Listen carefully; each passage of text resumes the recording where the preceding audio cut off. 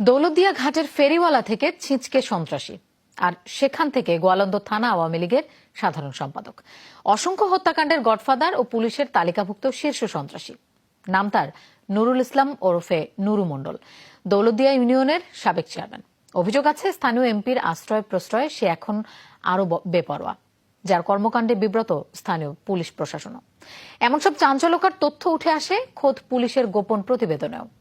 বিস্তারিত জানাচ্ছেন আব্দুল্লাহ তুহিন। বেসরকারি বিশ্ববিদ্যালয় সাউথ ইস্টের আইন বিভাগের শেষ বর্ষের শিক্ষার্থী সাইফুল ইসলাম রিপনের মায়ের আহাজারি আজও থামেনি। 2014 সালের 9 সেপ্টেম্বর রাতে সাইফুলকে বাড়ি থেকে ডেকে নিয়ে গুলি করে হত্যা করে নুরুর দেহরক্ষী ও ক্যাডাররা। এ ঘটনায় দায়ের করা মামলায় 2017 সালে পুলিশ চার্জশিট দেয়। তাতেই উঠে আসে এসব তথ্য।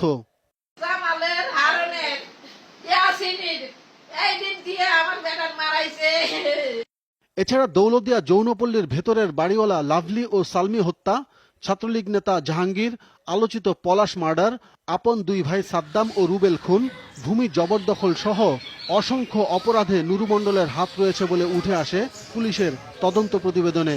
এভাবেই সাধারণ মানুষের কাছে ধীরে ধীরে পদ্মাপাড়ের ত্রাস হয়ে ওঠে নুরু মণ্ডল, যাকে খুলনার সেই এরশাদ শিকদারের চেয়েও ভয়ঙ্কর মনে করছেন স্থানীয়রা। আমরা দীর্ঘদিন ধরে এই জায়গায় বসবাস করি, এখন আমাদের এই জমি ভাঙে দিয়ে এখন তারা এই সাইনবোর্ড লাগাইছে।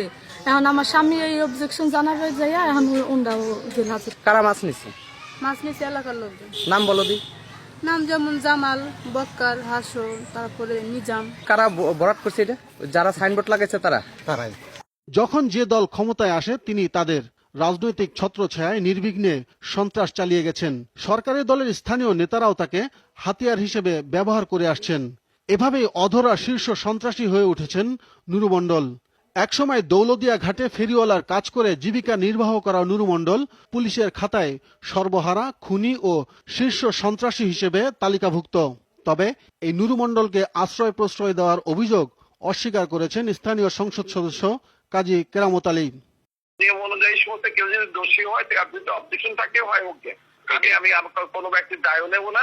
কারণ আমি যারা অন্যায় করে আমি সাথে আমি নাই। নুরু মণ্ডলের বিরুদ্ধে অনেক পত্রিকা উঠছে, আপনারা যা খুশি দেখেন নেন, আমার ওইতে আমার কোনো বাধা নেই। 2008 সালের পর রাজনৈতিক তদবিরে তার নাম পুলিশের তালিকা থেকে বাদ পড়ে। তবে সব অপরাধের রেকর্ডপত্র সংরক্ষিত আছে। রাজবাড়ী জেলা পুলিশ বলছে নুরু মণ্ডলের অপরাধ কার্যক্রম এখনো অব্যাহত। পুলিশের প্রতিবেদন কবে দিচ্ছে পুলিশ তো আমি জানিও না।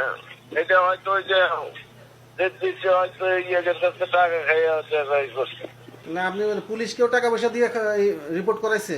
আমার তো ধারণা করাইতেও পারে, কিন্তু আমার কাছে তদন্ত হইলো আমরা কেউ জানলাম না। দৌলতদিয়া এলাকায় রয়েছে নিকটাত্মীয়দের সমন্বয়ে 30 থেকে 40 জনের সশস্ত্র সন্ত্রাসী গ্রুপ, যার নেতৃত্ব দেন নুরু মণ্ডল নিজেই।